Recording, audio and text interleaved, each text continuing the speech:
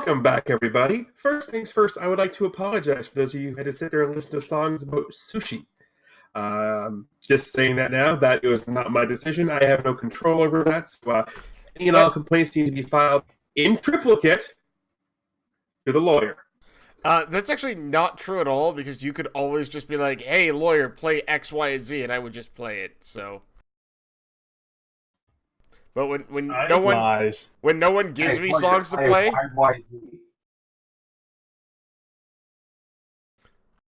Also, we could also prevent that from going, if we had just gone live at, 9:40, because that was the last of 4 songs on the playlist. Well, hold on. You actually expect us to go live at the time we say we're going to start? No, you had 15 minutes to go live before that song hit. Okay, exactly. Like, yeah, you're giving us way too much credit if you think our start time of 9:30 is a hard start. I don't. I didn't start streaming till 9:35. Hi, everybody. Hi, welcome back. This is the normal generic banter you get here over at Bay City Chronicles. So, hi, what's happening? We have your normal crazy cast of characters here, like always. I'm the guy in the middle. I'm your GM. I am TGE.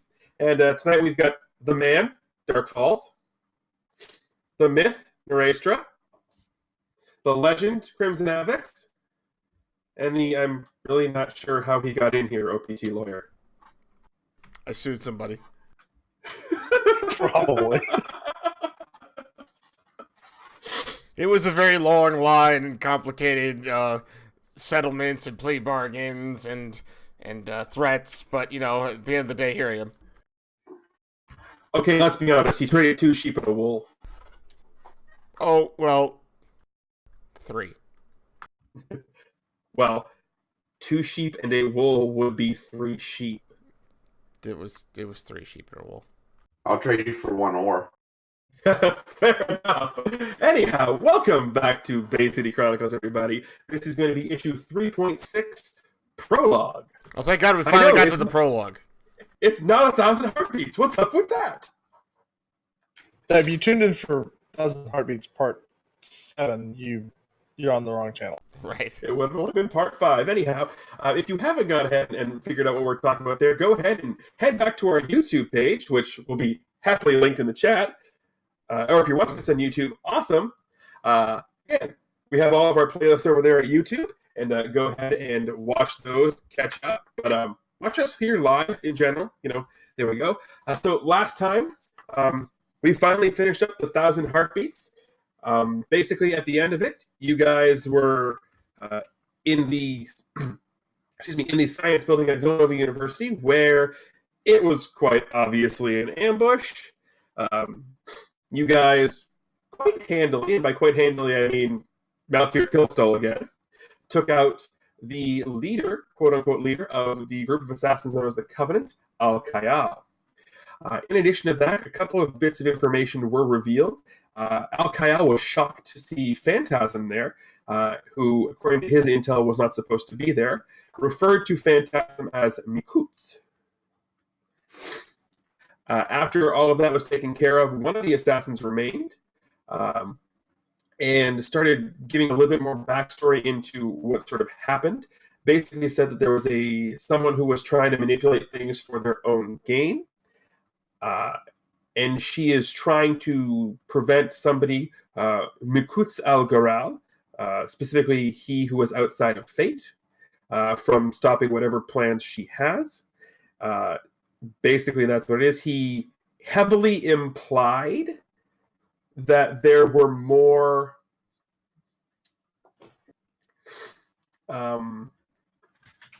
worlds and Earths than just the one you guys were on, and voluntarily allowed Phantasm to send him to the realm of shadows so he could go back to where he belonged. Then y'all decided Lucha was going to have a door-to-door conversation, and then y'all flew home.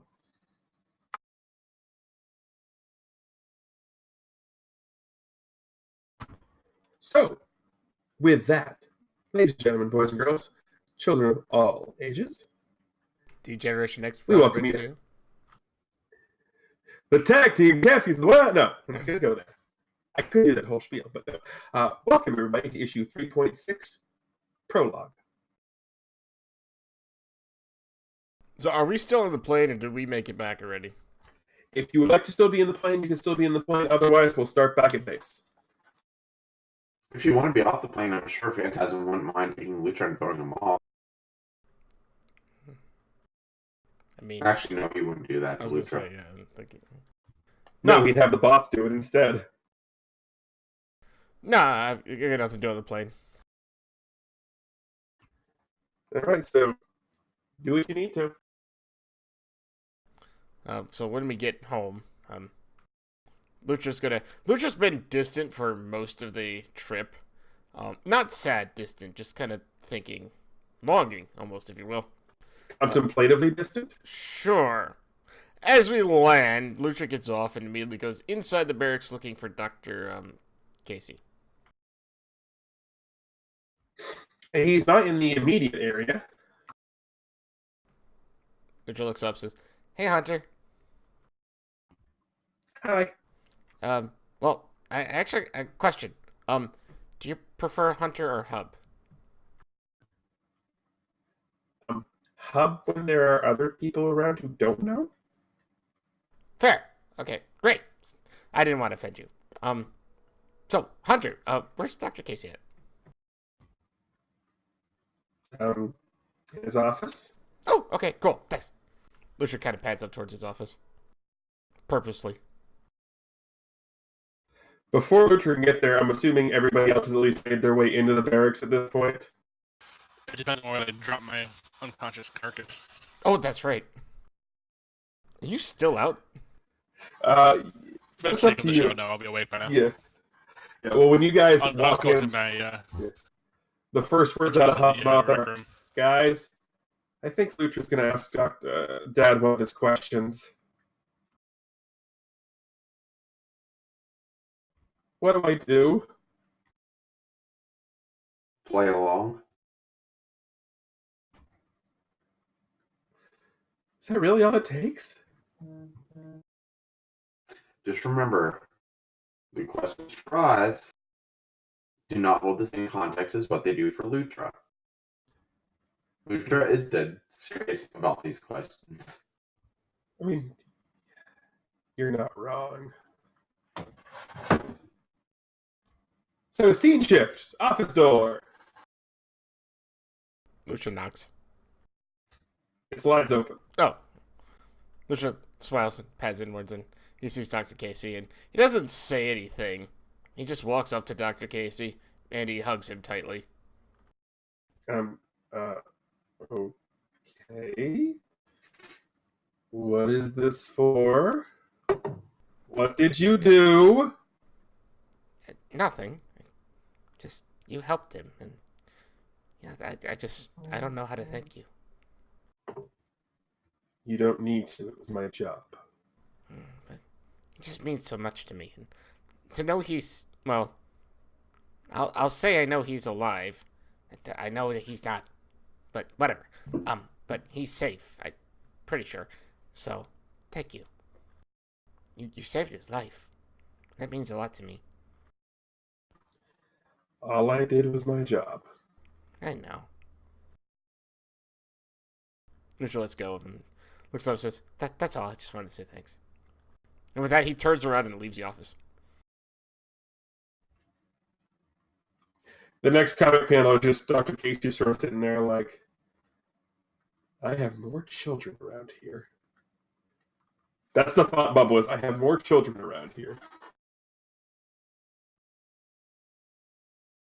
Lucia pads back down toward the barracks and kind of rejoins the group. Looks around, stands kind of rocking back and forth on his feet. Just, waiting.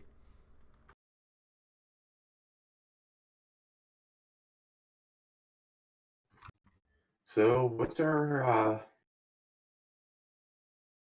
next task? Hey, guys, I have a quick question. Yes. Yes? Lutra, have you ever had ice cream? Of course I've had ice cream before. That's which one's that again? You've never had ice cream? Well, I mean, no. it's kind of the one thing I really miss. Oh, well, what is it? Well, Hubbot pops open, opens the fridge. We can't hear you, Teach. How about now? Yes. Yes. No. Okay. We heard Apparently my fridge. truck didn't want to work. We heard fridge, and then So the Hubbot comes over, opens up the freezer, and gets buried in an avalanche of different types of ice cream treats. There's ice cream sandwiches, there's Klondike bars, there's creamsicles, there's fudgicles, there's bottle rockets. There are all kinds of different ice cream treats. ooh, Richard pads over and sees all this. Like, oh, what is? Oh my goodness, what's all this? Phantasm just waltzes over, picks up a bottle rocket, hands it to Lutra. You'll enjoy this one. Oh, Richard takes it and unwraps it and whatnot, and starts munching away. Oh, one other question. Are you guys okay with this next thing? Because apparently a couple of the local ice cream trucks have started doing this. And he brings up a picture on the screen, and on the side of the ice cream truck is the Bay City Guardians, or Bay City, whatever you guys call yourselves. I forget what you called yourselves. Series, and it's literally like, remember when you were a kid on the ice cream truck, had like the Ninja Turtles on a stick with the bubblegum eyeballs?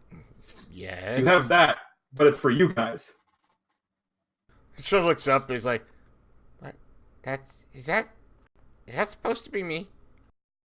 It's a very elongated, distorted Lutra with bubblegum, actually with Swedish fish eyeballs. How would they even know that? Because of. Oh, fair point. I love how that's an actual answer. Yep. You guys are okay with this, right? I mean, I figured everybody loved ice cream. Oh, okay. I get it now. Looks at oh, okay with what? I mean I guess it's kind of cute, but that's not really what it looked like. Oh, Amanda, how's the bottle rocket? Oh, see, Lucha doesn't quite get it, so he's just trying to bite into it. No. You don't bite into it. It'll be cold and it'll hurt. You have to just sort of take your time, savor it, lick it. Lick it? Yeah. Yes. You've never eaten ice cream? Well, no. Like, you collectively hear every Hubbot in the facility go all at once. Well, I never did. No, I didn't know what it was. Anton, Tassim, you guys want some? I'm okay, thank you. Yeah, I'm good. I mean, I also got some other sweets that you might be more akin to liking, Anton. And as he says that, I'm assuming you're up on the roof in your little boat. Mm-hmm. Please tell me he's going to pull out Pop Rocks. That's what I was exactly thinking. what he's gonna pull Yes! out. It's a Hubbot coming in the Pop Rocks. Anton begrudgingly takes the candy. Yep. And in the bottom of the box, there's also some rock candy.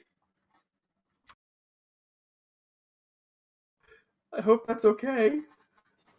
Fine.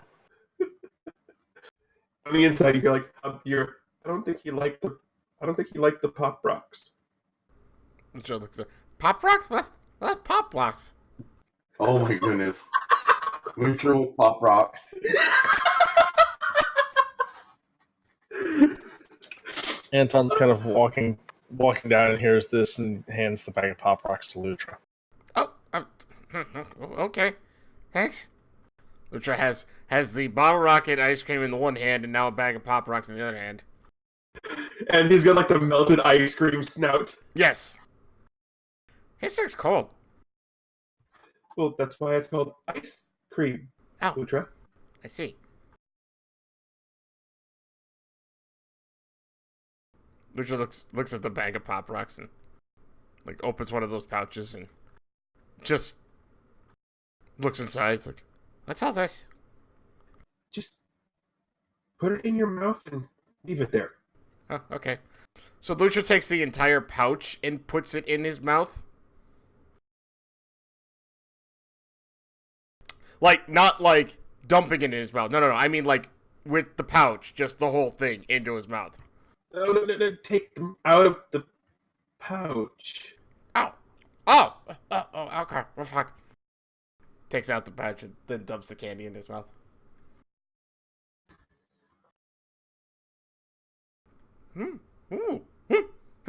It tickles a little.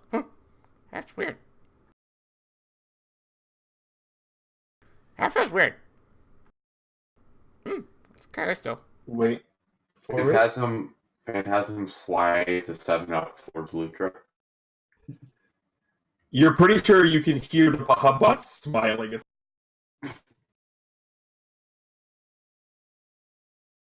So Lucha goes along, continuing to eat his ice cream.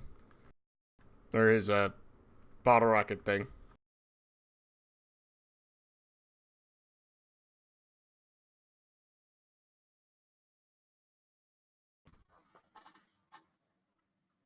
So as this is all going on, conveniently enough, the three of you who are here in this whole scene all happen to have medallions.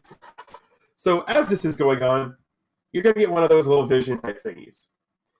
The big thing about this vision is you're sort of there, and you're in what appears to be a chamber of some sort. You can't really make out what it is because everything feels very hazy. Like the entire scene is shadowy, like while also trying to watch through like the fuzzy screen when you were a kid trying to watch the adult channels. So everything has this weird, like, shadowy TV snow sort of feel to it. So it's very hard to make out any sort of detail. But what you can sort of make out is there's a figure.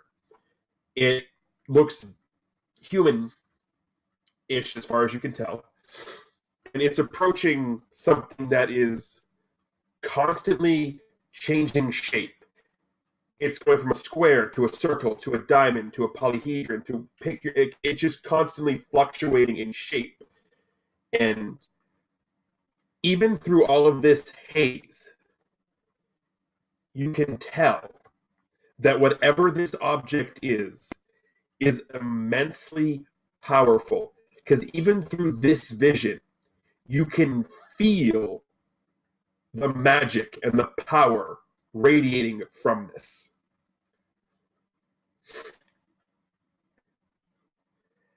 The figure, you're not exactly sure what the figure does, but thrusts a hand towards this object. You three are overrushed with just a bright flash of light, and you're back in the barracks. Lucha's just kind of... So, Lucha is in this position where he is staring, eyes wide open, with the bottle rocket on his tongue, with his mouth kind of open, as he was mid-lick when this happened. And now he's just kind of like staring forward, like in a complete and utter daze.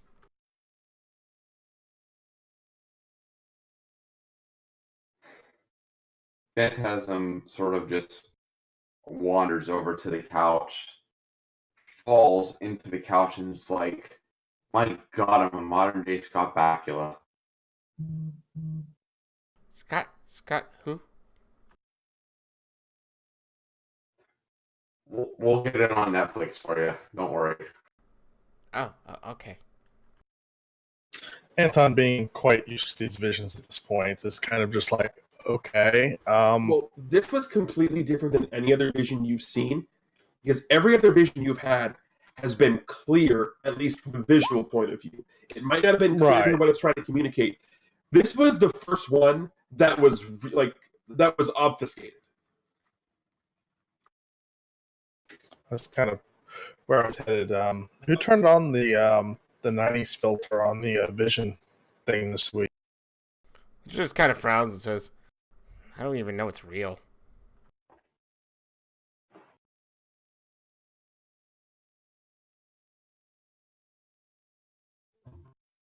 Well, there is that chance.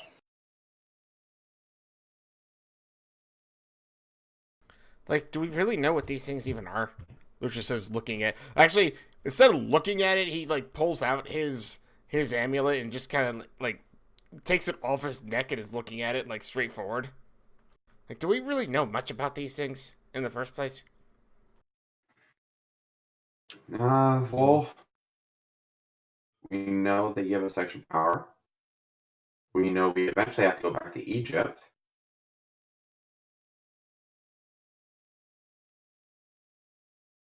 I mean, they've already given us a false vision already. At least me, I guess.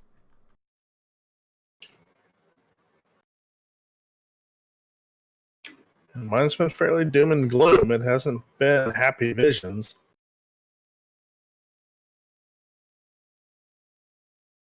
I mean, there was that one, but yeah.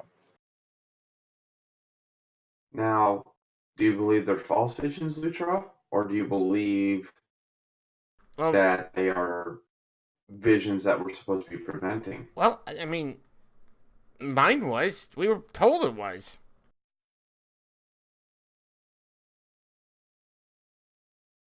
I've already had one deity inside my head. I'd rather not have another one. Yeah, I don't think these are deities. Well, like, what even are they? I don't understand any of this. It's all too confusing. It's magic. At this If point, you we could all understand what it was, you'd be leaps and bounds ahead of any of us. At this point, I'm out here walking the room and kind of just leaning against the wall. No, I don't care. What, I miss you all are confused. Well, we had a vision, and none of us really understand it, and I don't even know it's real. Standard everyday occurrence for us. Oh, and we gave Lucha ice cream and Pop Rocks. And now he's eating an ice cream sandwich. I see. This is great. Why didn't no one ever tell me about this stuff?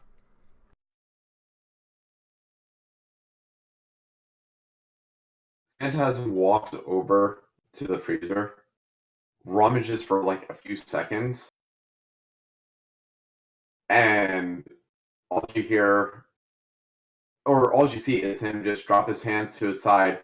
He actually like face desks against the bottom of the freezer. Hub, did you really go to Rita's and get Swedish fish Italian ice? Yes.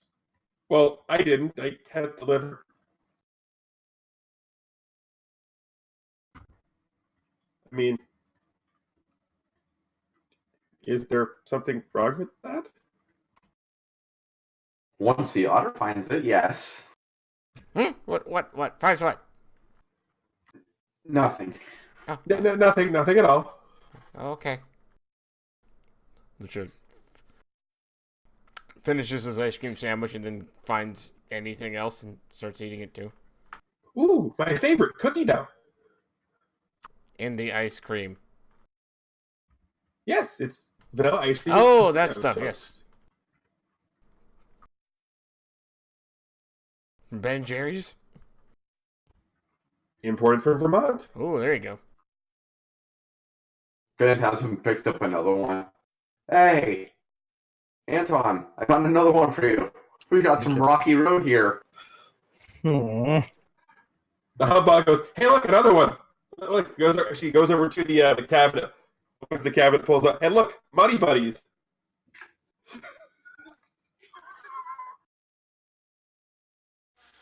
Guys, can we get back to business and figure out what we're doing? No, I'm smashing this hub bot. Lucha, like, his neck, like, snaps looking at it. Oh, yeah, Bert, you're right. We should probably get back to what we were doing. But, hey, oh, okay. My head's kind of spinning a bit now. Okay, Lutra, what you want to do right now is take your tongue and press it against the roof of your mouth. Okay. I want to. It will get rid of the ice cream headache you are currently experiencing. Oh, okay. Lucha stands there and does this for quite some time. And Lucha gets a hairball. Hey, I do not let myself like cats do. So you could put your tongue down now, probably. Oh, okay. So, Mark here, you want to get back to business. What's our next business? Well, we have one more medallion and we need to figure out where the heck that is. We have a couple other places we need to go check out. There's a lot of stuff we have to do, we just have no leads on where to do it. We do have the one hint that we should probably go check out the college, I believe it was. We were already at the college. You were just, you know. We played golf at the college.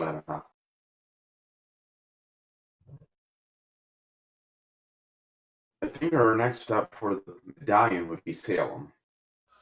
That's what I was trying to think of.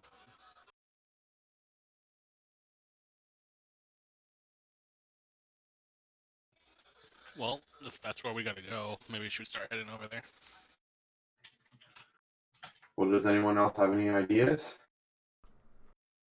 I have an idea actually. I'm gonna eat another ice cream sandwich because that was really good. Lucha grabs another one, starts eating it. Clearly showing off that was his idea. Do you want us to put some on the plane for you, too? Does the plane have a freezer? I'm sure it can. Sure. Oh, Hub? Or Hunter? Yeah? Can I get a computer in my room? No. No. Please? I'm not the one who makes those decisions. No is the answer I can give you. I'm not the one who makes those decisions. You have to talk to Dad. Right. Could you ask him for me? I think we're about to go someplace. Do you want the computer? You can ask him. Thank you. You have a few minutes. You can run up to his office. Oh, okay. Lucha, like, actually turns around and starts running. He's not there. Oh. He was just here. Yeah? And now he had to go pick Ben up from school? Oh.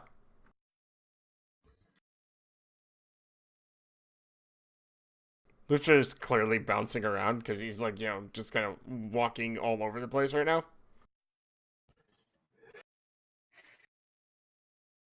I really need to install a treadmill on the plane because he's going to be bouncing all over the place.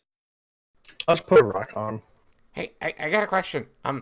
This ice cream stuff, does it have a lot of sugar inside of it? And now you know why we didn't want you to touch it. Well, you guys gave it to me! Well, they gave it to you. Well, Hub gave it to him. Was I not supposed to? You need to deal with it for the next 4 hours on the flight. I mean, you can come with us, though. No. I'm not stepping any of my data on that plane. No. Absolutely not. No. How did you get on the boat that we were at then? The computer wasn't on until you turned it on after it got dropped. Oh. Oh, I didn't even think of that. Yes, no, none of my data is going on that plane. None. Mm-hmm. Also, do you guys want to wait till tomorrow to head to Salem? By the time you get there, it'll be dark.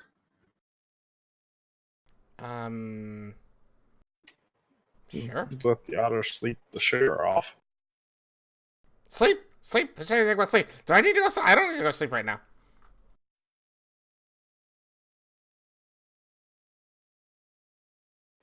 Give it a minute. No, I think I'm gonna be awake for quite some time because I feel really, really good right now. I feel absolutely 100% up in the air, and then he collapses and falls right asleep.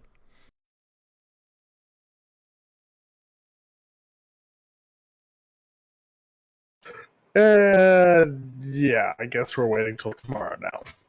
Like, Dr. Karen just walks out of the room and heads up to my bedroom. like on the floor, tongue hanging out of his mouth, snoring out. A Hubbot will bring Lutra to his room.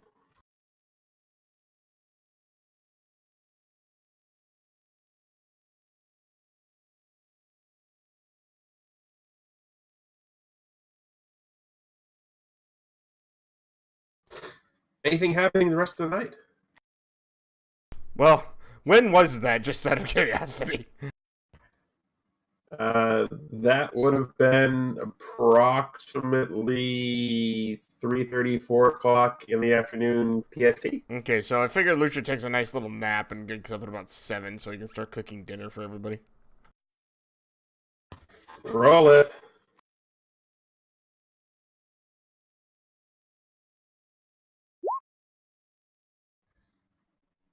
Describe it. So, Lucha has made a succulent roast chicken for the entire group. Complete with, mashed potatoes and gravy. He's basically watched a Thanksgiving cooking show and doesn't realize it's not close to Thanksgiving yet, so he's made one anyway.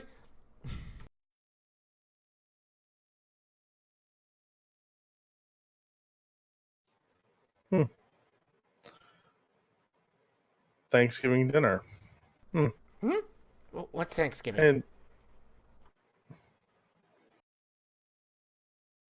And you've been out of that research facility how long? About 3 years now. And you haven't heard of Thanksgiving? I've heard people say it, I never know what it was.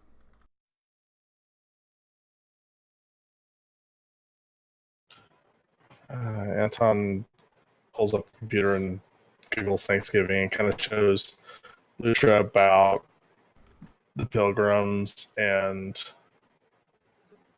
the Thanksgiving stuff.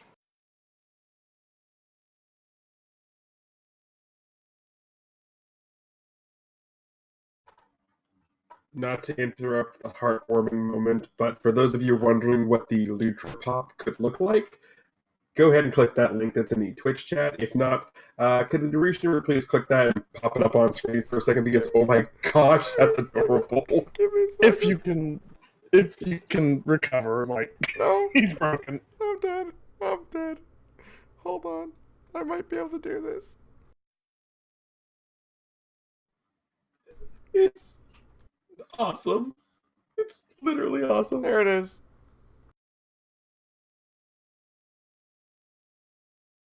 There it is. It's right there. Ladies and gentlemen, the Lutra Pop. Cham, did you do? You did this, Cham. Yep. Our artist, ladies and gentlemen. That was done by.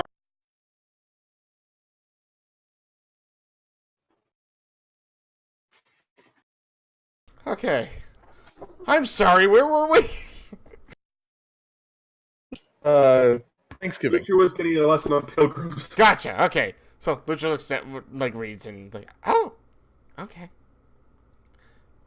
Oh, so this isn't until November. I mean, you cooked it. We're gonna eat it. Right. Oh, good. I hope so. Well, I'm going to. I don't know about the Yeah, other two. Lucha's made like a big spread for. I mean, the whole thing. We're talking stuffing, cranberry sauce, the whole Thanksgiving bounty kind of thing. The smell makes its way up to the loft, and Dr. Casey and Ben both come down as well. Oh, hey guys, I made a lot of food tonight. Doctor just kind of wanders down into the kitchen as well.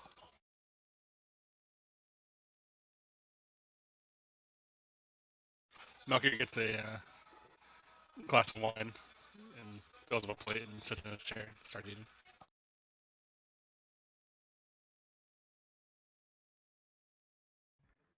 Everyone is sufficiently happy with turkey and gravy or chicken and gravy and stuffing and Right, I figured But- this time of year they probably wouldn't have like an actual turkey, so a whole chicken would Yeah. have to do. Oh, before everyone starts though, you have this Lutra, Yes? one very, very, very, very, very important question. What's that? Is that homemade cranberry sauce? Yeah. Good, because if it wasn't, it's having the hub boss destroy it. No, I mean, that'd be fine. No, I don't think anybody uses, like, canned cranberry sauce. Even I know that.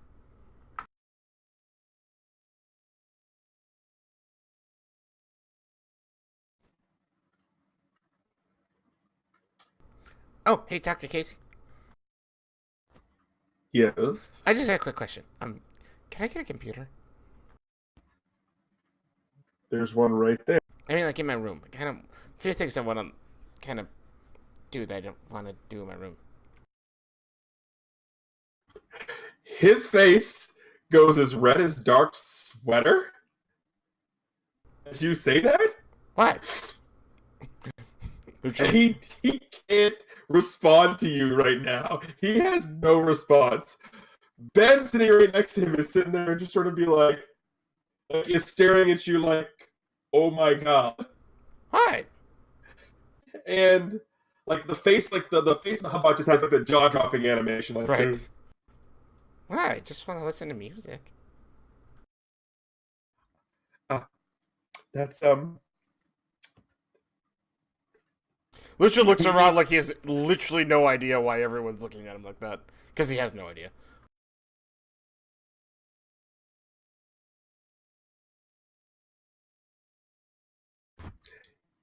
Casey's at this point he composes himself to the only thing he can say is Hunter, double the firewall.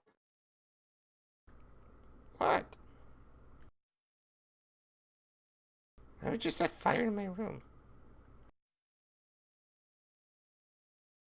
Yeah, that's he can't it takes him a good 10 minutes before he can say anything else to anybody.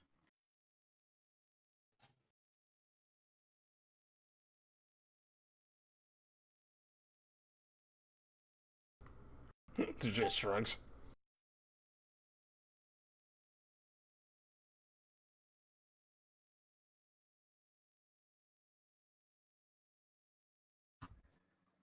Anything else happening on this fine evening? Nope. Not after that. Antoinette quickly finishes eating and heads upstairs, trying to get the images out of his head. I'm just wondering the double entendre image searches I could have Lucha do now. And it's like, anyone want to play video games? Oh, I do. Cool. Can we use the big TV down here? Yeah, I guess that's what no one else is using it. Mr. Phantasm, Mr. Melchior, do you care if we do that? Melchior kind of just grunts and just continues to eat. No, I'll be returning to my quarters very, very momentarily. Cool. And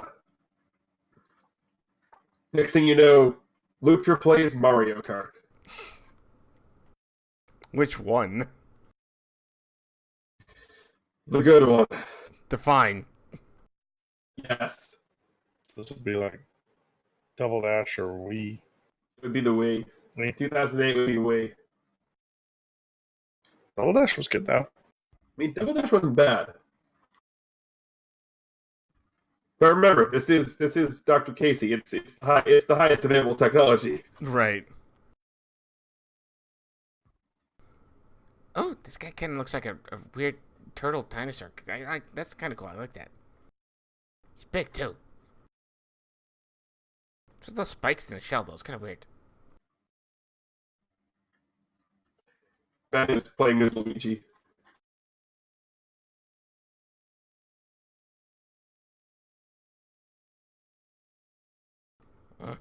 I always get a blue shell when I'm in front. Yes.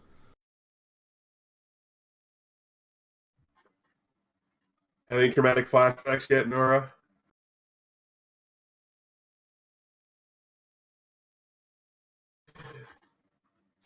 Got another lightning bolt.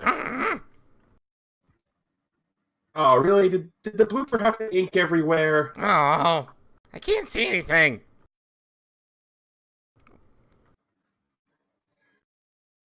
So yeah, this goes on for a couple of hours before, we have the, all right, it's time to go to bed speech. Oh, but Dad. Oh, sorry. Yeah, but Dad! Like, Lutra and Ben both have the pouty face, and Dr. Casey is not amused by either one of you. Mercury had disappeared like 2 hours ago.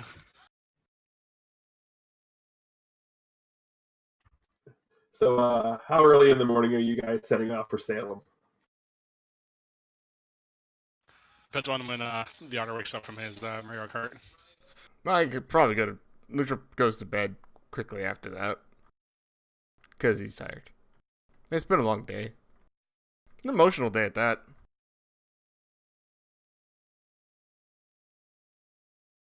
But, I'd say early, like 9 o'clock. well, if we're leaving at 9 o'clock, Lucha wakes up at 6 o'clock. And starts putting breakfast together for everybody. Yeah, Don's probably waking up about 6:37.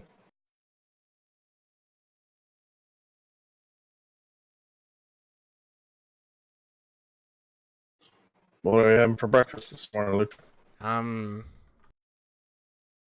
please say leftovers, because those were really good last night. Oh, there's probably a lot left over.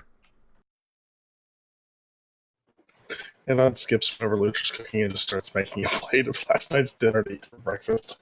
I mean, that is... So Anton's having a Thanksgiving omelet. Right? Ooh. That sounds... Actually sounds delicious. Let me see here. What else am I doing? Oh, gosh. Okay, so...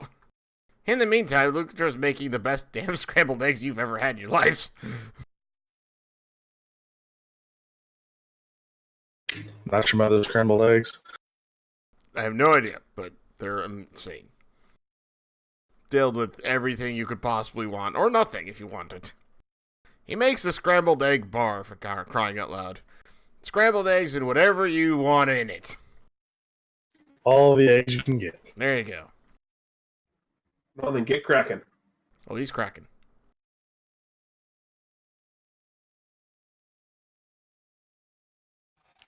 Mercury kind of just grab a plate and eat quick and kind of have that like impatient, like, wanting to know with it type look in his face.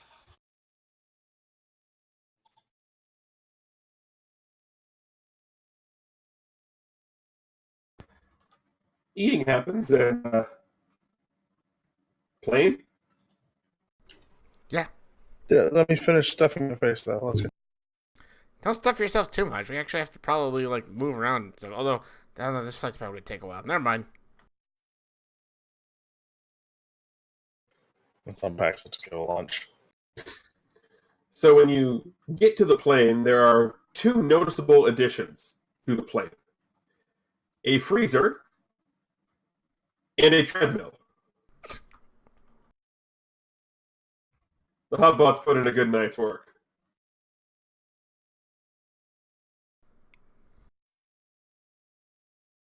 Lucha kind of eyes the treadmill like,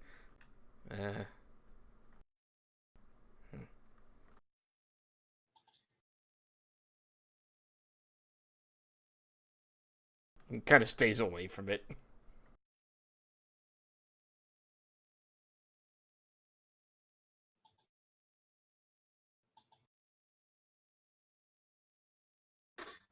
So anything happening on the flight over? He's just going to find himself a computer terminal, and he's going to plug in some headphones, and he's going to just, like, pull up the internet. Malkir's looking through a weapons magazine to try to get ideas for new equipment. Sounds good. Right. Here has Weapons Monthly August.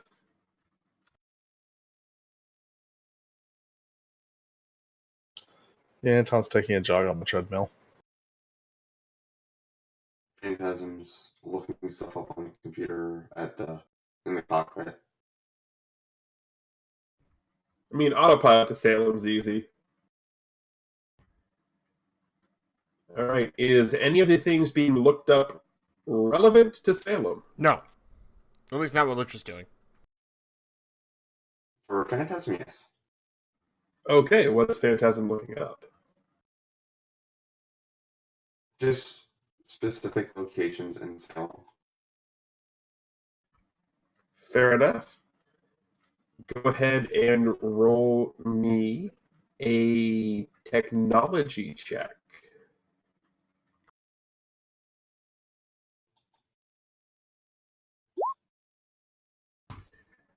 Well, it doesn't take much with the computer systems to get a couple of locations. I can never remember the name of the barn there, but there's a barn. There's the Salem Witch Trials Memorial. I mean, there's Salem itself is a small, quaint little town. Bustling little downtown square area. Great little pizza joint that area too, by the way. But We might not even be going to Salem. what's up? So we might not even be going to Salem. Maybe going to Danvers. What's in Danvers? Well, Danvers was originally known as Salem Village.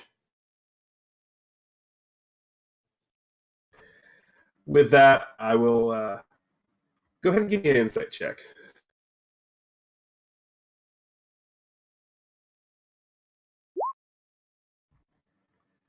Based on everything you've seen so far, you're fairly certain you're going to the Witch Memorial, the Witch Trial Memorial.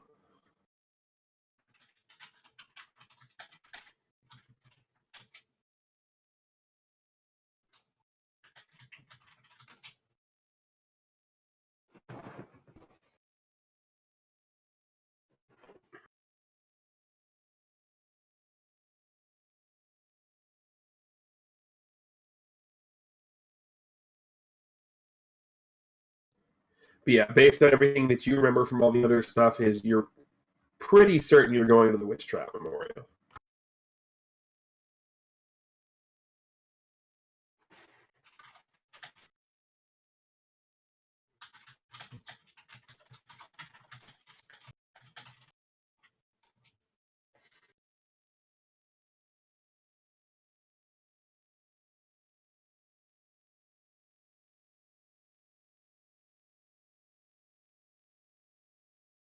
Out of character, if we're going to the memorial's in Danvers. The park is in Salem.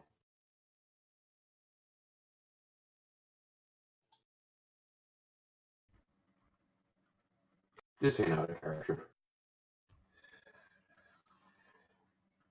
I know. We're going with the park that I have on screen.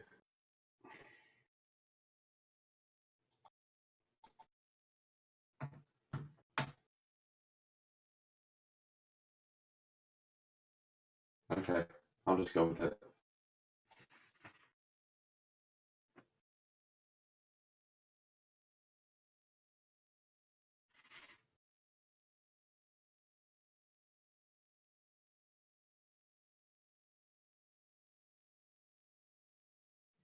That's all from my side, so I don't know what else is going on.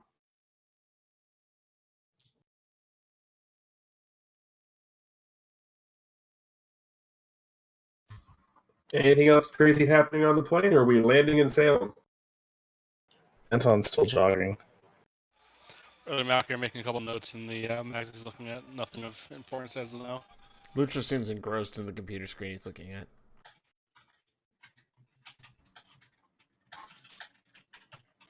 Yes, what you don't know is Lutra discovered the Oregon Trail game. Keep dying from diphtheria. Dysentery. Yeah, no, he doesn't know how to pronounce it. Yeah, Lutra would call it dysteria. Yeah.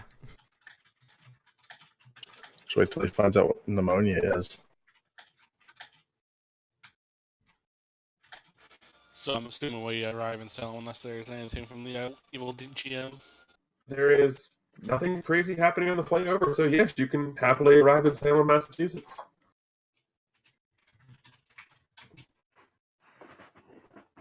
Malkier looks over at Phantasm and asks if he knows any good place to land.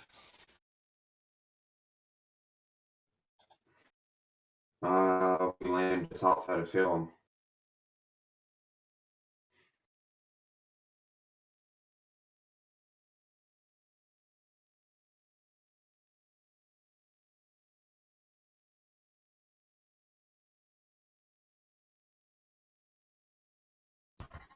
Salem, like most quaint little northeast villages, it's August. It's probably around noontime.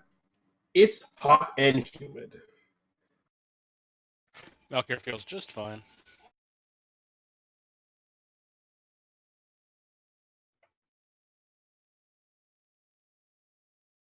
And it's not that hard to find what you're looking for because there are signs everywhere directing you to the center of town, the witch memorials, where to go to sign up for witch tours, the whole shebang.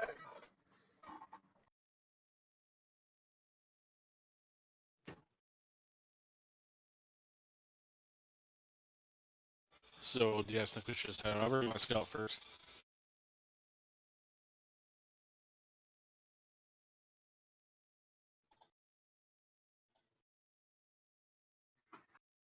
I don't know where to go. I mean, there's the Memorial Park here in Salem proper, which was known as Salem Town back then. Well, where did the burnings take place?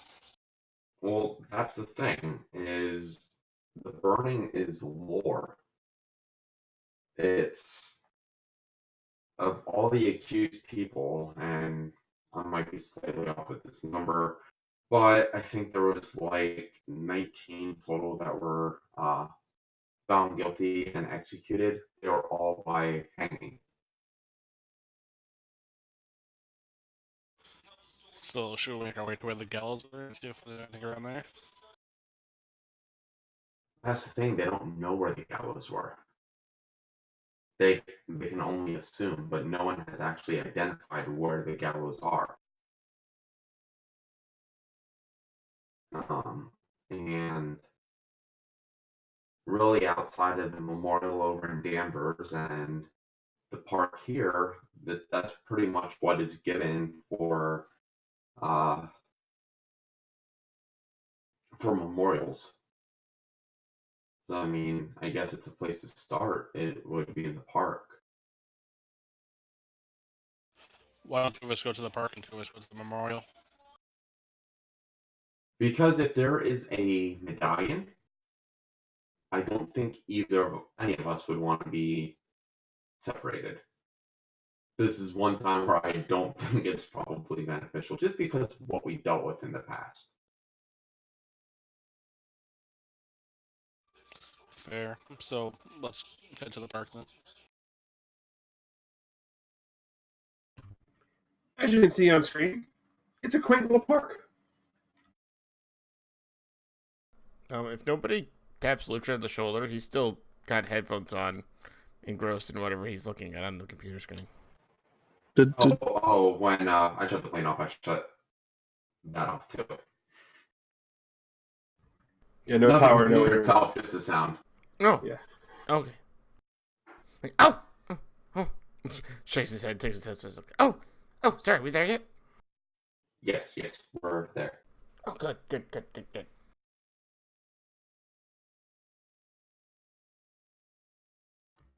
Lucha So yeah, joins everybody.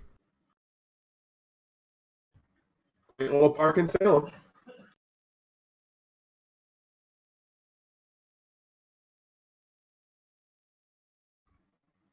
Anybody doing anything? I'm going to do a perception check to see if I see anything out of place. Roll it. Ready for my one of the night? Hey, that looks like double digits. Holy crap. That's the first. I mean, Unless as I'm gonna far go kill something. yeah, as far as you can tell, not being familiar with the park in question, nothing looks extremely odd or out of place.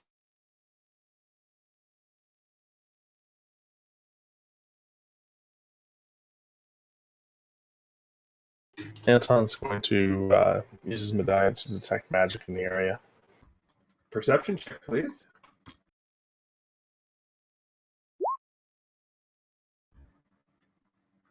It's faint. Very faint. But there's some sort of magical something. Basically, in what appears to be the dead center of the park. So Anton's going to start walking towards the center of the park, the source of the magic. You hear what appears to be in your head. Halt. Who's there?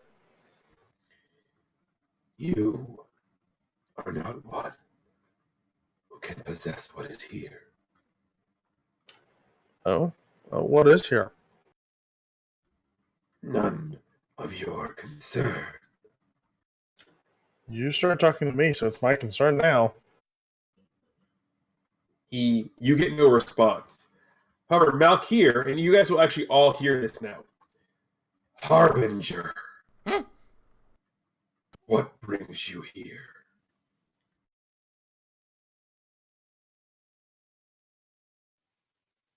Mike. Malkir's head kind of just snaps up and kind of looks around for the voice. Again, I ask. Harbinger. What brings you here? We come looking for something, and I'm assuming since you want us to leave that you may know exactly why we're here already. I did not say you had to leave. I simply addressed your companion, saying what is here is not his. So again, I ask you, why are you here? We've come looking for a medallion. We got a hint that it is possibly in this vicinity. And if this medallion was here, what would you do with it? Right now, we don't know what they're for, but we know that we have to collect them. We have a hint that they're tied something to something in Egypt that we have to go to after this. However, we're not quite sure why we're collecting them, but all we know is that we do have to get them. I didn't ask why you were collecting it. I asked, what would you do with it? I would use it to my advantage to take out my foes, of course. It depends on what it grants me. Anton chimes in. You could wear it around your neck like a beautiful necklace and be the prettiest princess I'm of them all. not talking to you, whelp.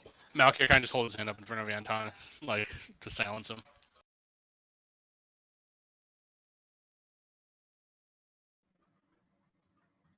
Hold. I like that.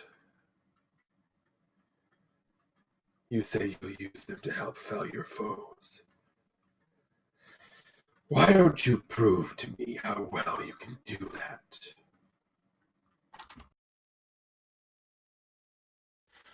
If you wish to fight, I'm always game for a fight. However, we're in a very short time. So if you could help us without that, we would appreciate it. If not, Malkir kind of just like runs his finger along his blade. We'll see how well you're talking when you see what I actually am. And with that, a bright red flash of light, and similar to what happened at the top of St. Michael's Tower, you're still standing in the park, or a much larger, older version of Salem, to be precise, still in the central area, but standing in front of you is, well, I'll just hit the show picture button.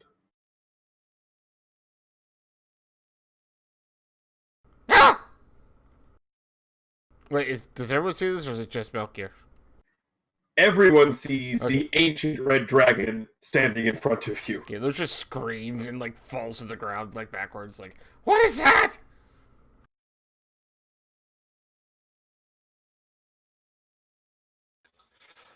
Malkia kind of just walks up in front of him and just hands it at his side and just stares up at it. And doesn't draw his weapon and just stare at the dragon. What is that? It's huge. What? Anton at this point moves in front of Lutra and kind of starts doing the standard rock wall formation. What is that thing? It's a dragon. What's a dragon? I That's a am dragon. a dragon. Yes. What are you dragging? Yes. What are you dragging? Your corpse through this field if you keep it up. Keep on up. Harbinger, prove to me that you are worthy of my gift. Malkia kind of just looks at the dragon and doesn't go to fight, but just looks him in the eye and goes, "Fill me if you wish. I know I can't take you out. I can tell just by your eminence that you're well beyond my capabilities. However, if you take me out right here, right now, the world will suffer."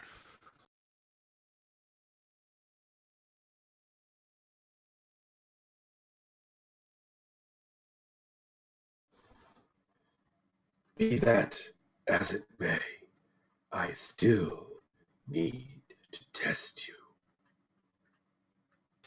And how do you wish to test me? The only way one can properly be tested in combat. That's how the water one tested me. Very well. And Malkia just kind of takes a step back and draws his two daggers, but without letting them on fire. Luke just stands up and dusts himself off and looks over at Malchior. All right. Go ahead. I was gonna say, looks over at Malchior and then over at Anton and says, is this something we're actually supposed to help him with? Because I feel like these are always like a single person thing. I'm putting up a rock wall between us and the dragon. I'd recommend staying behind it. Okay, good idea. Malkia kind of glances over there and just says, "Leave this to me." You got it. I will still need initiative rolls from everybody. And Dark, what I was going to say is, because you are actively turning off the fire, knowing you're fighting an actual being of fire, it's going to remove the secondary effect from your daggers, but you will get a hero point for the complication.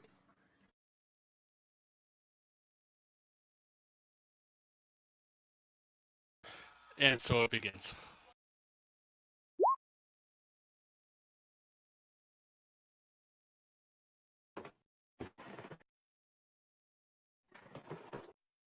Also, I'm not sure if I missed this.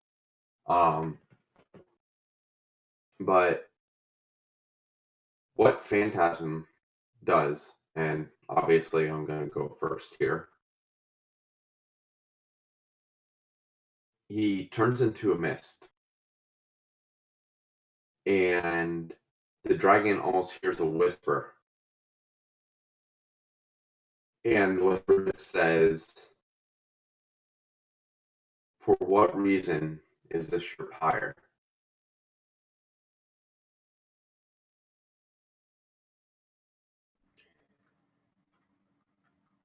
He'll respond on his turn.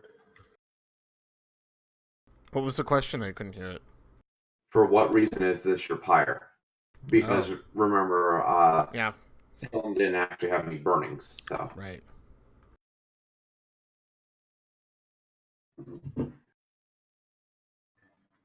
If that is Phantasm's turn, it is now Lutra's.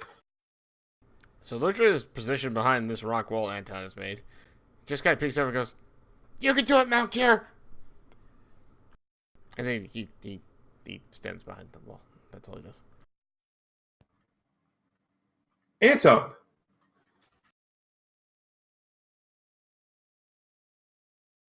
Yeah, Anton's just standing behind the wall for now. We're good. Just looks over. Aren't you gonna cheer for a friend? Give him some encouragement for crying out loud. Oh, okay, yeah. So Anton looks at Lucha and is like, the dragon's going to light your head on fire. He's... Never mind then. So the dragon will at first respond to Phantasm. Like me, this place is shrouded in myths and legends. By playing to those people who seek the real truth, such as yourself, be thrown off the scent. Just a little trick I learned from the Sphinxes.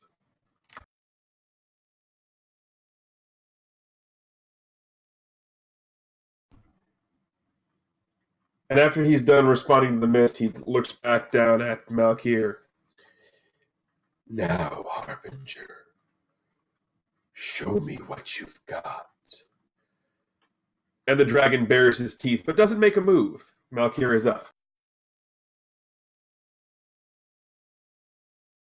Malkir again just kind of stands in front of him, just waiting.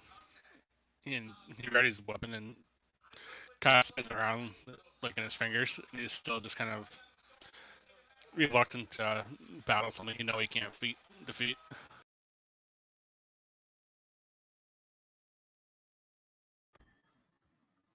All right, It's your move first, my friend. Very well, then. Fantastic. Does nothing. Just stands there or floats there. Okay, I'll put it this way. If y'all decide you do want to jump in, just let me know. Okay. I feel like Lucha would kind of pull Anton, like, away, so we're not, like, behind a rock wall right in front of all of this. We're safe behind the. And I was looking at it. We're fine. We've got rocks. I've opened. Look, I've made chairs. We've got a little opening here where we can watch it. We're good. We're good. I don't think we actually need to be behind the rock wall. I think we're fine. Do you want singed fur? Because that doesn't smell good. I don't think he's gonna attack us. I think it's between those two. Have you ever been caught in the crossfire? You just hear this. If you don't shut up, I will. Lucha doesn't say another word right now. Anton looks at the dragon and is like, I've dealt with worse. Don't anger the dragon. All right, well, with that, you've kind of pissed him off a little bit. So he was going to simply just attack Malkir. But now, because Anton had to be a smartass, the dragon is using spitting fire. It is a multi-attack, and he's using the attack two people option, so each one of these rolls have a -2 for it. Malkir is going to be the first attack, Anton is going to be the second one, as he just sort of goes, poo, poo.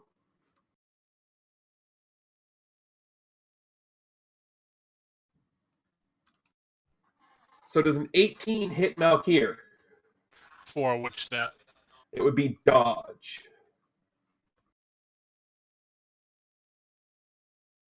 No. I know a 19 hits Anton. Yeah. But I do have a rock wall in front of me, so how does that play out here? He is gargantuan. He Fair can see point. over the rock wall. Told you it wasn't gonna help anything. What am I rolling? A DC 30 toughness save. Yeah, we're going to use the hero point here. Well, it would only be a bruise in a daze. I'm not getting lit on fire turn 1. Okay. Well, to be fair, this is technically turn 2.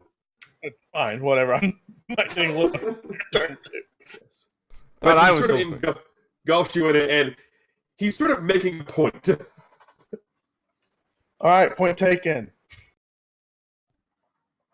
Malkir.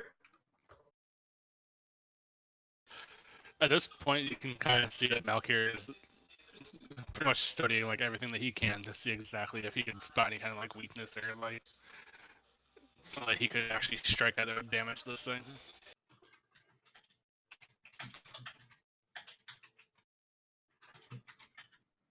Do you have the advantage assessment?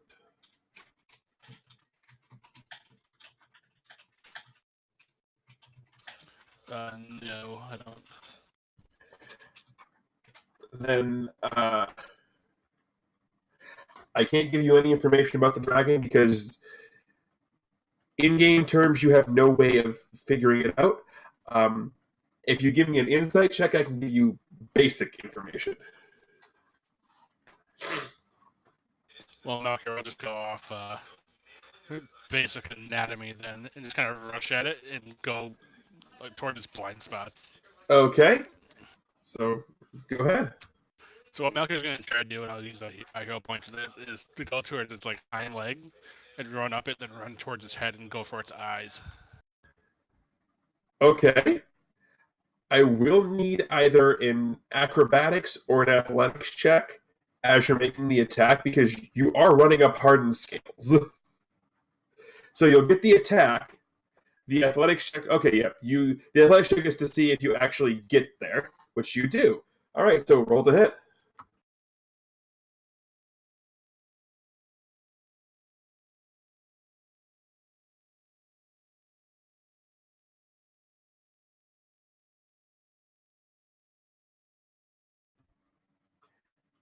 $19 will hit him. It won't hit him by any tears, but it will hit him. He's a dragon. I hope it would hit him. Yes, it definitely hits him. Anyone else getting flashbacks to Shadow of the Colossus? You're not entirely sure how this happens, but apparently dragon eyes are also really, really hard. Because you line it up perfectly. You get him right in the eye, and apparently the dagger just sort of bounces off. So I will give you your hero point back because I'm not going to make you waste the hero point when I make the toughness save like that. So you'll get the hero point back as apparently dragon's eyes are really hard. All right, so since I'm like up on its head, like towards its eyes, can I still like grab on to try to hold on to where I am? That was what the athletics check was for. So you're fine because Gotcha. of that athletics check. All right, Phantasm, Lutra, Anton, in that order. Anyone doing anything? Nope. I sit on the ground. I'm just looking up, kind of at the battlefield, just watching from a good distance. Anton's dropping the wall, but setting up a chair. Yeah, every so often, just giving a go, Malkier. You can do it, Malkier. You can do it, Malkier. So, Phantasm, do we have popcorn on the plane? No, I did not stock that. Dang it.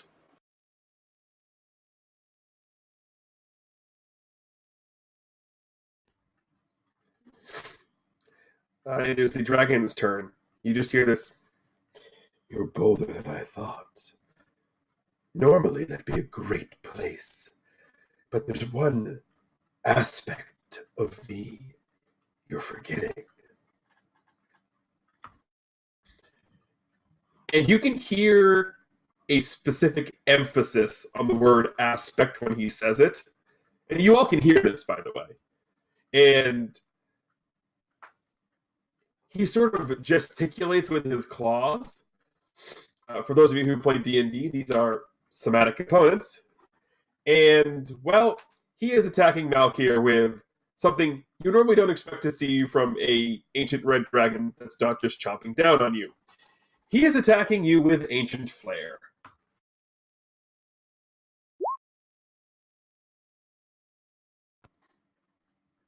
Does a 27 hit you? So what kind of move is that though? Because if I was on the back of his head, It's fire magic. It's ranged. It's ranged fire magic. Okay, so yeah, my dodge would be 22, so that would hit. So, DC 30 toughness save. Yeah. To be fair, if this... You might want to reroll that. Yeah, I'm going to reroll that. Yeah. To be fair, if this is a normal ancient dragon, then where you are, he actually can't get to you unless he uses his tail. but because of the specificity of who this particular thing is, he does have the capabilities of getting you up there with the specifically this fire magic.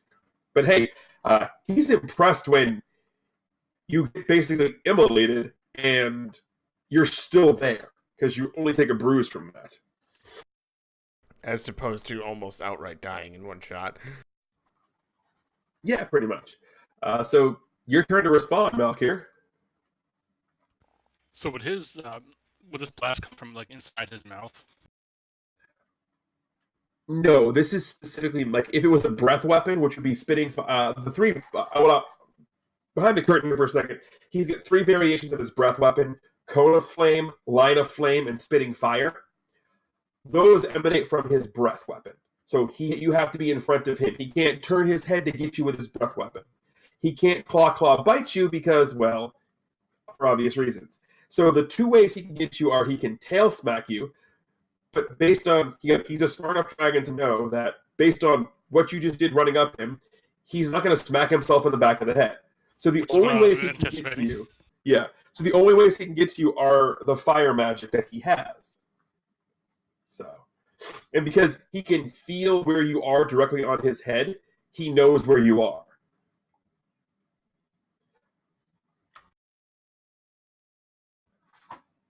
Alright, so I still have 1 hero point just in case I screw this next one up. So I would still be up on his head near his eyes. So what I'm going to do is fireball to try to blind both of his eyes to see, try to disparage his vision a bit. Okay, do you have the affliction that does that? I mean, 2 giant fireballs from point blank would blind anything. It would, except for the fact that he's immune to fire. But you wouldn't be immune to bright light. True. So what you would have to do is power stunt off of your Mark of the Harbinger to an affliction, which would be, what's the hindered? Not hindered. Not. Hold on. It's -2, -5, and unaware is the last one.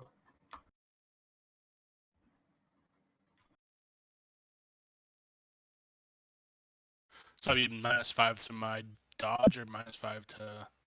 Nope. Basically what you would end up doing is you would change... Yes, impaired, disabled, unaware. Thank you, an armored anathema. Basically, what you would do is you would take one of your basically your fireball or whatever it is, and you change it from a damage. You power stunt it. You change it from a damaging ability to an affliction ability. Same rank, same everything. You would end up being fatigued at the end of it. All fatigue does is going to give you -1 to your speed rank, which where you are is not going to have any effect right now. So go ahead and roll a ranged attack for a fireball. And I will roll against it at... So yeah, I will roll against it. He can't make the dodge check because you're literally right there on top of him. So he's going to have to make the fortitude save against the blinding.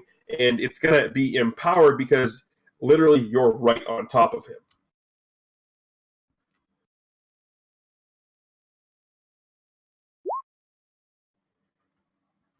Okay. So you do manage to catch him a little bit. He is what would be considered impaired, which is -2 to all checks involving that. So that's anything involving vision, which includes attack rolls.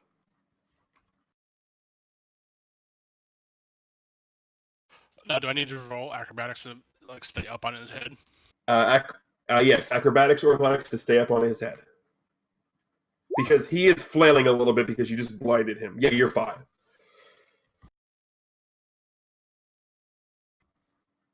Anything from the peanut gallery? I'm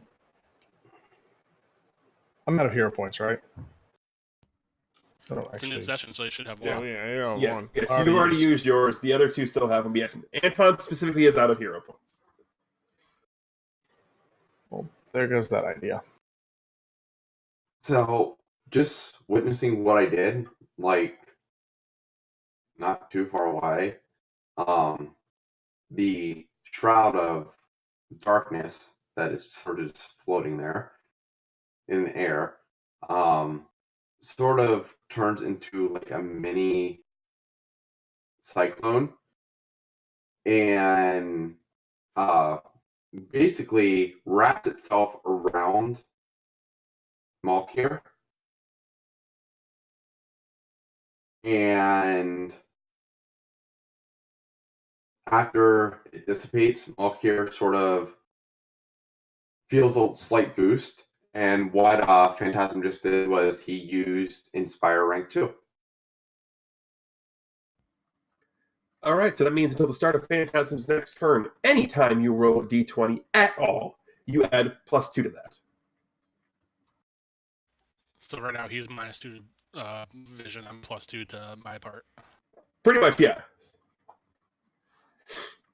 And it is now his turn, assuming no one else is... Oh, I'll take the hero point for Inspire, by the way. Yeah, I know. Inspire doesn't stack, does it? No, it No. does not. It takes the highest rank. Yeah, you took my move. That's okay. His initiative was faster. I know. It's fine. I got it next round then. Yep. So at this point, it's Exacon's turn, and he is like he's screaming because it's the bright flash of light, but you can swear you sort of hear amusement in the screaming, almost as if he's enjoying this. Actually, you do have to give him a perception check to see if he noticed the whirlwind. Okay.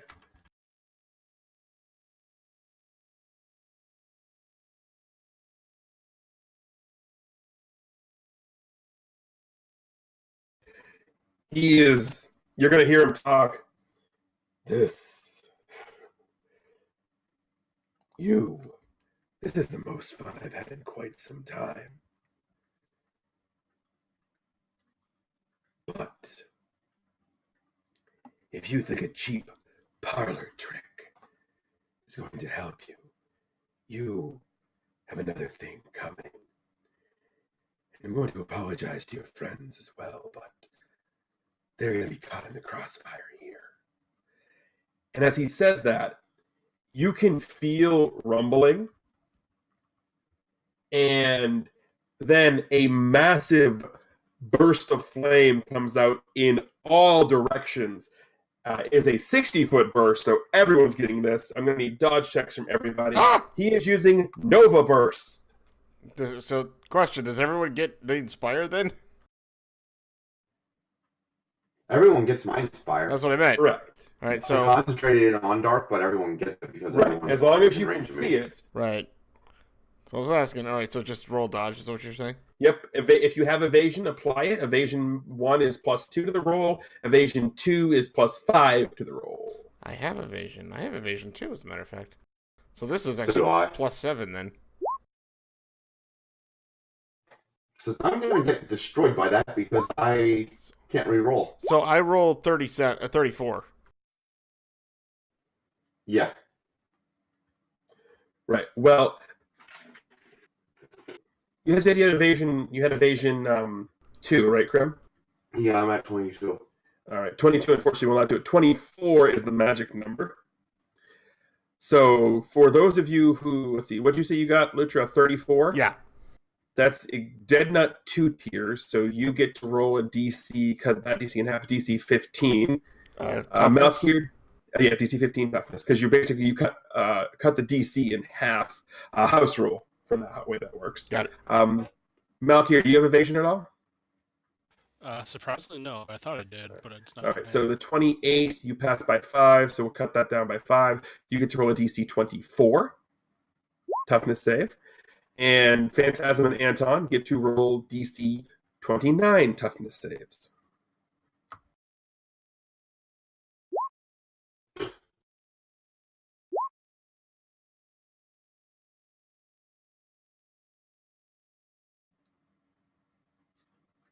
Lutra. Sorry, my toughness score is all screwed up. Well, you're fine there. All right, so Anton and Lutra are fine. Malkir will take a bruise, and Phantasm, for some strange reason, well, it's heat and a whirlwind, it sort of concusses and traps in your sort of vortex. That'll be 2 bruises and a staggered for Phantasm. But he's still up, but he's definitely feeling a little worse for wear.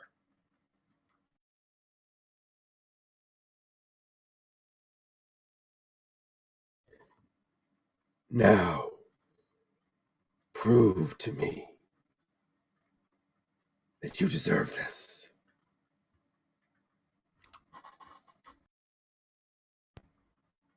And Malphir is up. As he's talking, and I'll use a hair point if I have to do this, I'm gonna flip down inside his mouth and jab my dagger up into the roof of his jaw. Okay. That's actually good because in there, he no longer has the protection of his scales. So this is a completely different toughness roll here. Go ahead and roll, and don't roll a 1. Yeah, of all the times, don't roll a 1 here. You I would roll hero 1 here, point out you're if I had jabbing your to. arm right into his tooth. Yeah. All right. So you didn't roll a 1.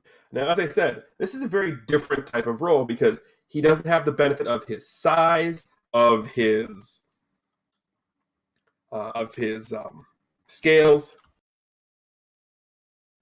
So since I have 2 daggers, what I'm using, I'm gonna have one facing up and one. Right. So this is literally a toughness roll plus 1.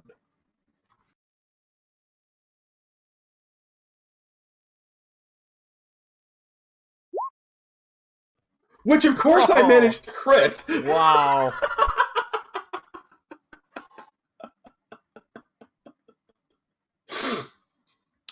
Okay, so with a astonishing display of agility, which is what the hero point's going to give you, you managed to flip down from the top of his head into his mouth, and at the same time, 1 dagger goes up, 1 dagger goes down, and you just hear this ear-curdling, well, for you, because you're inside the dragon's mouth, just roar of pain. He may only be bruised and a daze in game terms, but he is in absolute... This is the first time that he's felt this in ever. So he is just roaringly pissed.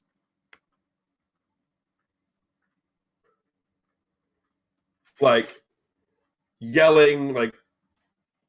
Lutra, because of the medallion, you actually understand what the yelling is.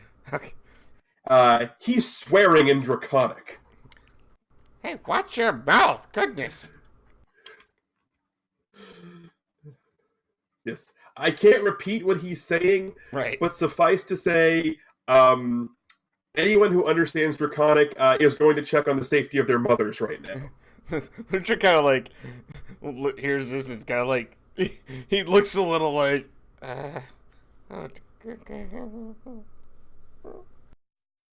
What he's saying, Lutra? You don't want to know. No, that don't get eaten, Mac. So, anything happening with the 3 amigos? Lutra stands up and kind of pumps his fist in his ear. He's like, "Yeah, go, Malkyr, you got this!" And he's using his Inspire. Rank 2, I assume? 3, actually. Okay. So, D20s now are at +3. Anton's moving over to Phantasm to kind of help move him out of the line of fire. Some actually never rematerialized. He just got pelted.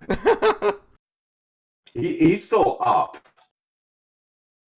Is he on the ground? Like, is he ground level where I can sense him? No, Or is he's still in his form. So basically what happened to Phantasm is anyone who's played Final Fantasy VII, the dragon just turned him into the Midgar Zolem's beta attack. Sounds painful. So it's the dragon's turn. He is still screaming in pain. And... Oh, by the way, Phantasm did move, like, quite a distance away. He still has, like, a movement of 900 feet per round, so he's a good distance away. So what's going to happen here is... we're actually going narrative at this point, so we are off initiative, because in the roar, screaming of pain, the dragon's mouth is open, and then what Anton, Lutra, and Phantasm all see is just the mouth snap shut. As the mouth snaps shut, basically like a split second afterwards, there's that same flash of light. And everyone is standing right back where they were. And basically, Amalkir's still got in his position where he was stabbing the daggers, but then materializing around his neck is this sort of ruby-like jewel.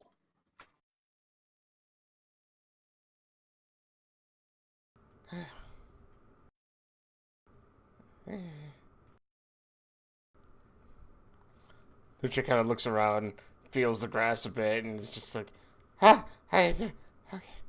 Is the dragon gone?" I think he's gone. Malkir, you got it. Bucker just kind of on one knee, grasping, kind of talking internally to himself. Huh. Okay. So, oh, I didn't get to ask the dragon if I could have a ride. You all hear. I don't think he would have abided on that. No, probably not. You all hear from the dragon's voice speaking in your head now. Congratulations, Harbinger. You are bold. More bold than most. And for that, you are worthy to wield this. Oh. You did well. This medallion of temerity.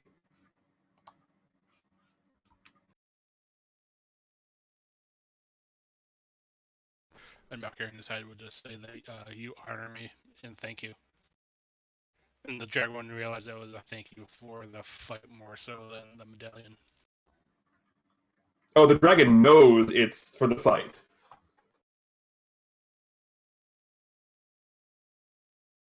Lucha pads over to Malkir and kind of looks at him. Everything okay, Malkir?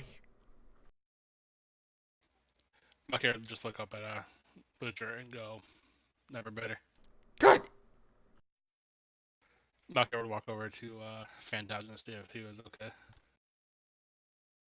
No one can find Phantasm. Oh no, don't tell me we gotta go looking for him again. Like, I assumed he would have come back over to us when the fighting ended. Interesting, going back to our No. No. Phant, where are you? It's okay, the dragon's Okay. gone. I'll catch up to you guys. Sure we can't help him? Okay.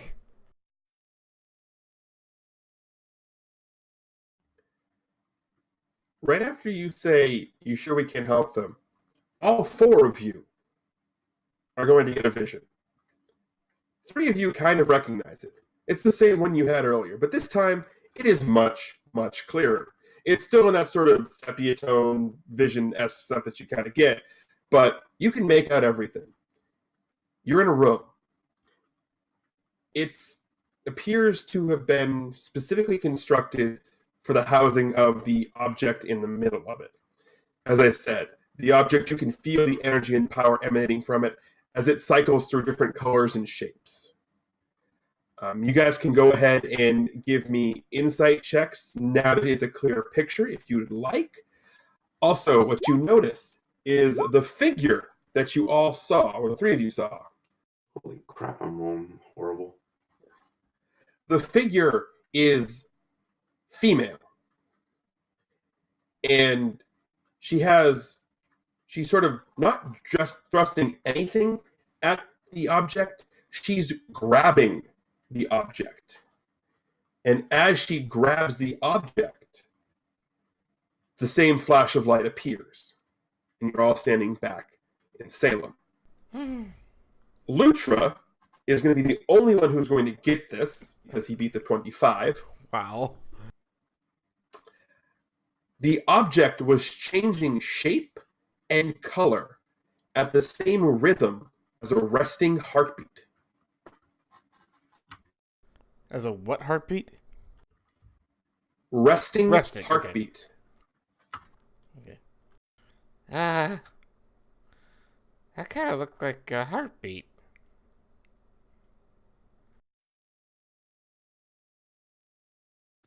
Needless to say, it doesn't seem like it's going to be anything good. Probably not. It never is. We should get back to base and make plans. I think Egypt is probably our next Yeah. destination. Do we even need to go back to base? I think we should resupply. Good point.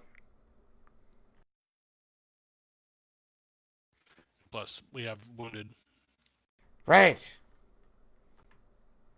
Yeah, it'd probably take us a while. Okay, let's.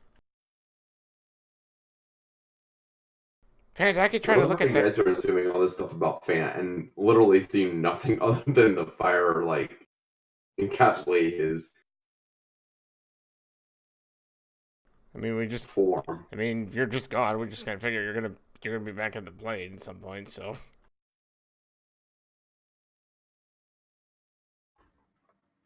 So are y'all making your way back to the plane?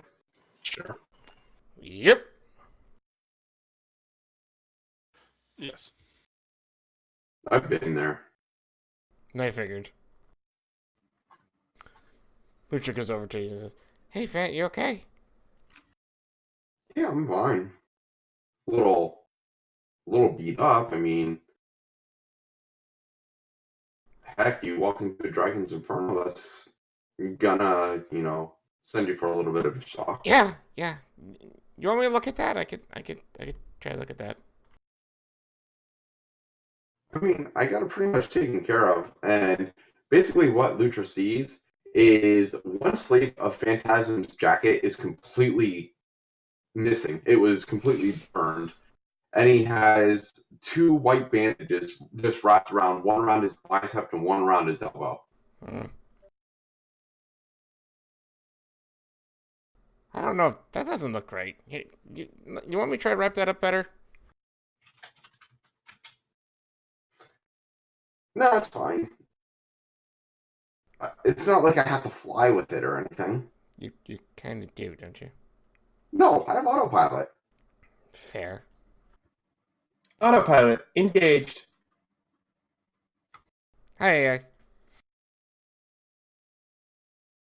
So, where are we going? I think we're going back to base first, and then we figure we're probably going to Egypt.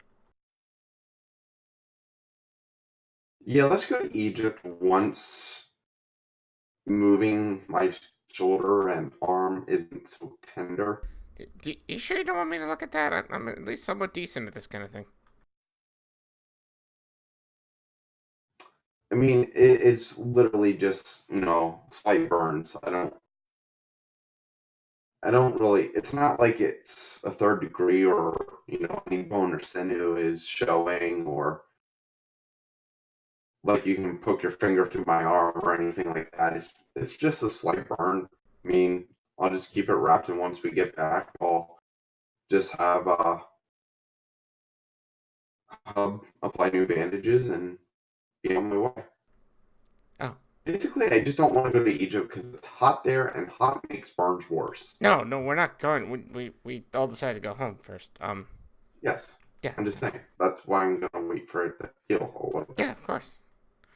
Okay. Sure. No problem. Lucia kind of pads away.